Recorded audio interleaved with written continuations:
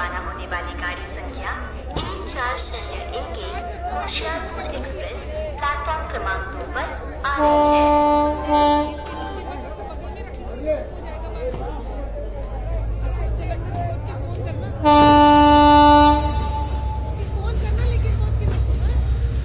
हाँ मैं ही over react करती हूँ। मेरे को कोई बात समझ ही नहीं आती ना, मुझे कोई बात सुननी नहीं है। अपनी मम्मी को बोलो जाके सॉरी, ठीक है? प्लीज सॉरी इधर ही करना। नहीं जी, लोड लेने की जरूरत नहीं है, मैंने आप ही आ जाना। बिल्कुल नहीं आना स्टेशन। मैं ना सिर्फ अपना सामान लेने आ रही हूँ, उसके बाद अगली ट्रेन से सीधा दिल्ली पापा जी के पास। अच्छा फोन मैंने नहीं और बात करनी। Hang up, hang up.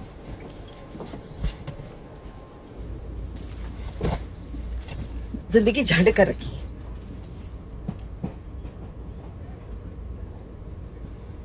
क्या है?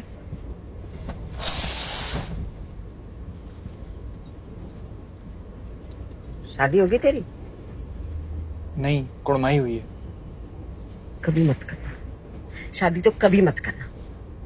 जिंदगी ना बर्बाद हो जाती है। ये जो कस्में वादे करते ना एक दूसरे को खुश रखने, कुछ साल में सारे ही खत्म। मेरी बात मान, सिंगल रह, ऐश कर। नहीं तू बिलीव नहीं कर रहा ना मेरी बात। छोटा है ना, समझ नहीं आती तेरे को बात। क्या इस उम्र में ना हरभजन सिंह सब कुछ बड़ा प्यारा प्यारा लगता है। आप थोड़ी चाय पी लो जी। हाँ मैं पी लेती हूँ। भैया तुम पियो? हाँ तो सीधा मत। एक चाय देना। कितने की? 10 की। गरम है ना? गरम।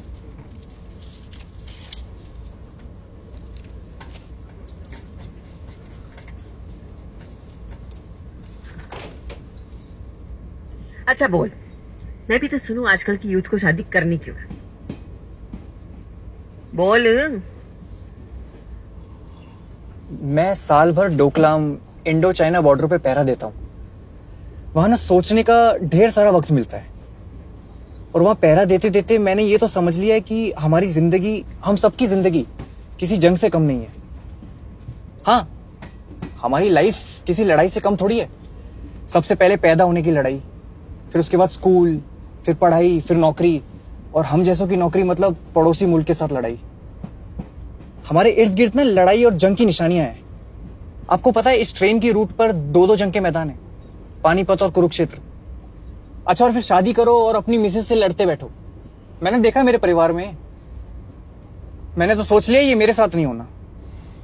वैसे भी एक फौजी को साल में 1 महीना मिलता है घर जाने का, उसमें भी लड़ते बैठो फिर तो।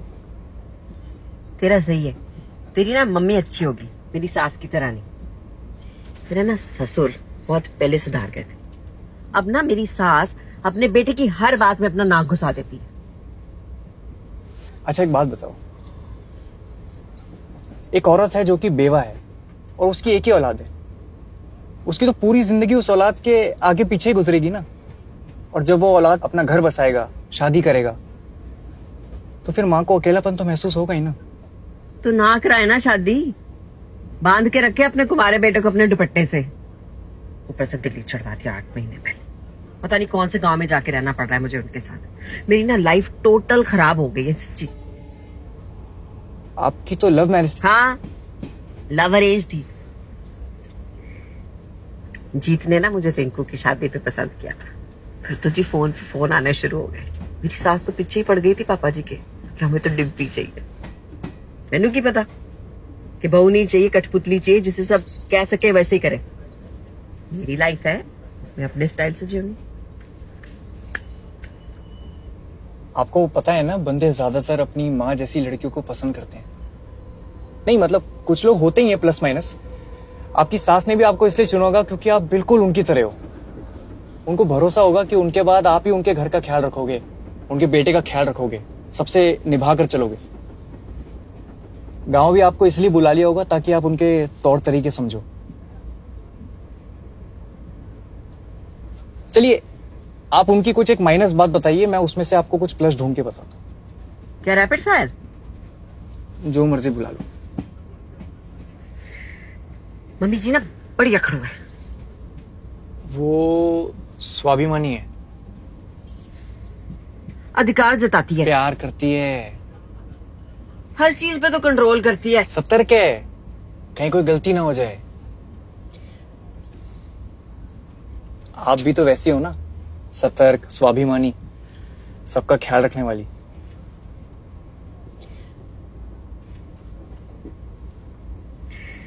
वैसे ना मेरी मम्मी ने मुझे पूरा समझा के भेजा था कि बेटा ससुराल में जाके ना मायके वालों का नाम बहुत रोशन कर। और जब पर मेरी सास कोई मुझे रिस्पॉन्सिबिलिटी नहीं देती तो क्या नाम रोशन करूं मैं? कोई नहीं, मैं भी अपनी लाइफ अब अपने कंट्रोल में ले रही हूँ। सामान लेने जा रही हूँ, फिर दिल्ली वापस। मैं नहीं रहना चाहती।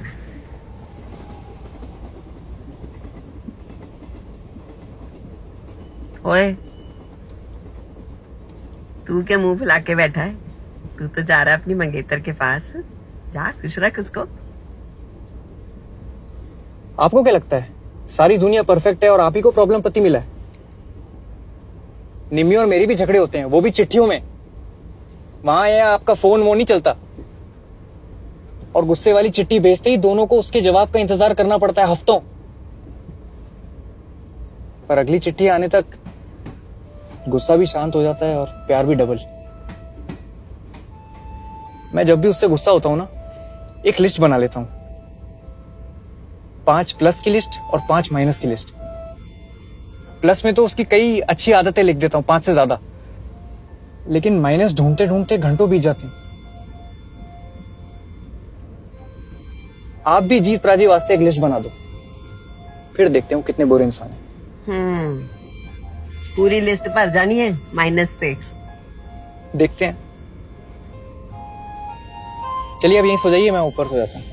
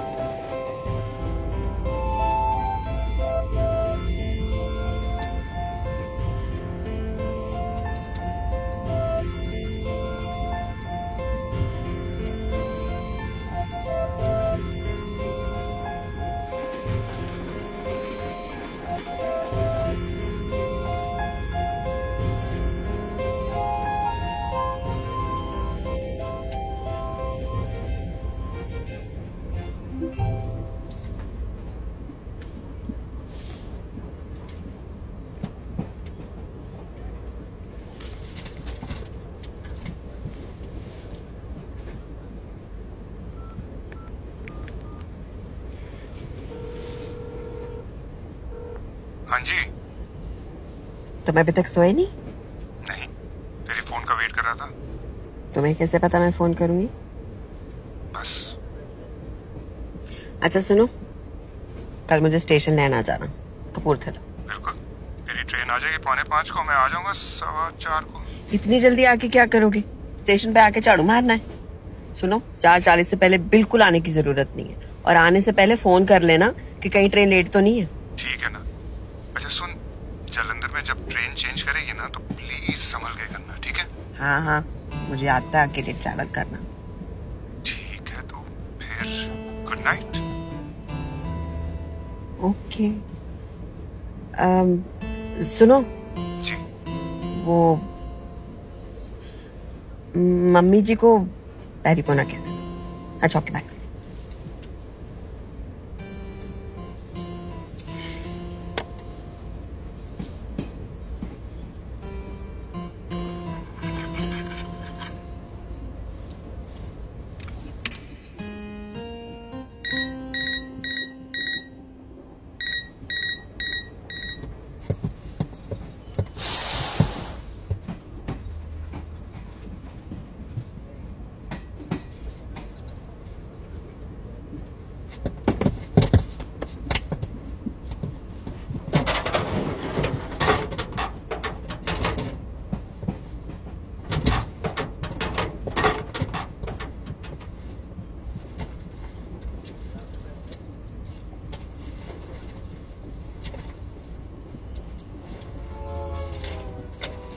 तो भर गई नोटबुक? तो बड़ा ज्ञानी है। पता है, हम फौजियों की जिंदगी है ना, बस एक पल से दूसरे पल तक होती हैं। कब प्लस से माइनस हो जाए पता ही नहीं। हम तो ये भी नहीं जानते कि हम रिटायर होंगे या शहीद। तो हम जितना भी जीते हैं उसमें से हर एक पल से जिंदगी निचोड़ के जीते हैं। पर आप लोग तो सिविलियन हो, आप लोगों की लाइफ तो कितनी सेफ होती है। तो आपकी इतनी लंबी लाइफ में न जाने कितने ऐसे पल होते होंगे जिसमें से आप खुशियां और प्यार निचोड़ के जी सकते हो। अब तेरे को और निमी को ना बहुत सारी खुशियां दी और ढेर सारा प्यार। रब ने तो मेरे मंगन तो पहले ही मैंने बहुत कुछ दे दिया था। सुन, तू कहाँ तक जा रहा है? कपूरथला। ले, मैं भी तो वहीं जा रही हूँ। सीट नंबर क्या है? टिकटें तो वो ले गए। चल कोई नहीं, स्टेशन उतर के मिलना, ठीक है? मैंने ना तेरा इंटरव्यू कराना है चीफ से। देखना लोग कैसे मिल जाते हैं ना। एक ट्रेन मेरी आगे पीछे हो जाती ना तो तूने मुझे कहाँ मिलना था। मैं भी हर साल लीव पे डिब्रूगढ़ एक्सप्रेस ही लेता हूँ, बस इसी साल वो रूट अलग पड़ गया। शायद आपसे मिलना लिखा था।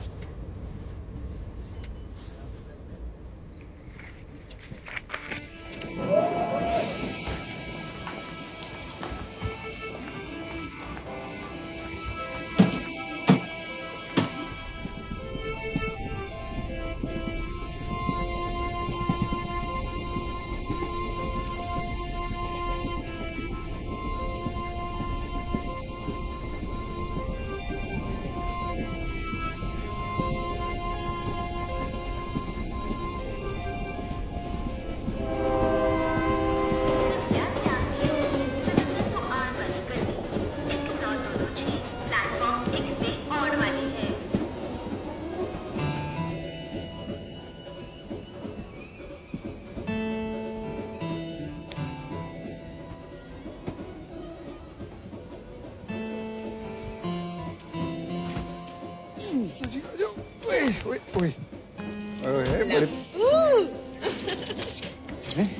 चलो। तुम्हें किसी से मिलाना है? किससे? उसी की वजह से तो फोन किया मैंने तुम्हें। अच्छा, फिर तो मिलना चाहिए। कौन है ये आदमी? फौजी है।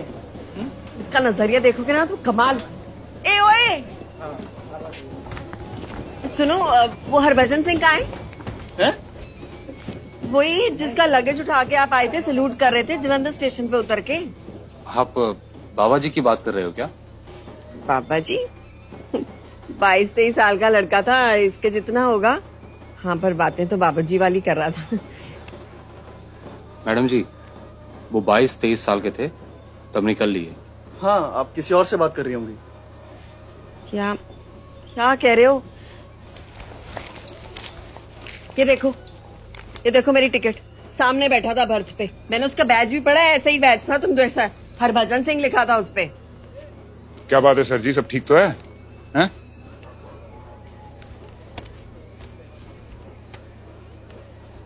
आप इनकी बात कर रही थी? हाँ, यही तो है हरभजन। अच्छी खासी बातें कर रहा था मेरे साथ ये, और आप कह रहे हो निकलिए। कोई बात है? कमाल है ऐसे। आप लोगों की गलती नहीं है। इंडिया के लोगों को ना एक्टरों और क्रिकेटरों के अलावा किसी और की स्टोरियां नहीं पता होती। कोई बात नहीं, जाइए घर जाइए। और हाँ, ढूंढ लीजिएगा इंटरनेट पे। बाबा हरभजन सिंह भारतीय सेना के एक सच्चे सिपाही थे। उनका जन्म 30 अगस्त 1946 में हुआ और उनकी मृत्यु सिक्किम के नथुला पास में 4 अक्टूबर 1968 में हुई। जब वो 3 दिनों तक लापता रहे, उनके अफसरों ने उन्हें भगोड़ा घोषित कर दिया।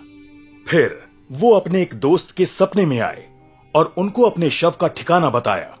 सर्च पार्टी को हरभजन सिंह की बॉडी ठीक उसी जगह मिली। ये तो हरभजन सिंह के मृत्यु के बाद की घटनाओं की बस शुरुआत थी। हरभजन सिंह इंडियन आर्मी के वो सिपाही हैं जो मौत के बाद भी अपनी ड्यूटी निभाते रहे। इंडो चाइना बॉर्डर पर उनकी आत्मा पहरा देती रही। हिंदुस्तानी सिपाहियों के सपनों में आकर हरभजन सिंह दुश्मनों के कई प्लान्स बताते। रात को पहरा देने वाले सिपाही अगर पलक झपकते, उनको एक जोर का चांटा महसूस होता, मानो किसी अफसर ने उन्हें चांटे से जगाया हो। देश ने 26 जनवरी 1969 को हरभजन सिंह को महावीर चक्र से सम्मानित किया। आर्मी उनकी तनख्वाह हर महीने उनके माता पिता को भेजती। उनके लिए आर्मी ने एक मंदिर भी बनवाया, जहां आज भी भक्त दर्शन लेने और राष्ट्रगान गाने आते हैं। हरभजन सिंह जो सिपाही रैंक में रहते हुए शहीद हुए, उन्हें आर्मी प्रमोट किए जा रही थी। हरभजन सिंह की लीव हर साल सैंक्शन होती और हर साल 2 फौजी उनका सामान उनके गांव कपूरथला ले जाते। उस दौरान उनका कैंप हाई अलर्ट पर रहता। कुछ साल बॉर्डर पर भारी तनाव के समय उनकी लीव कैंसिल भी की गई। समझौतों के वक्त हिंदुस्तानी क्या, चीनी भी उनके लिए एक कुर्सी खाली रखते थे। वो बतौर कैप्टन दिसंबर 2006 में रिटायर हुए। बाबा हरभजन सिंह को वतन का सलाम।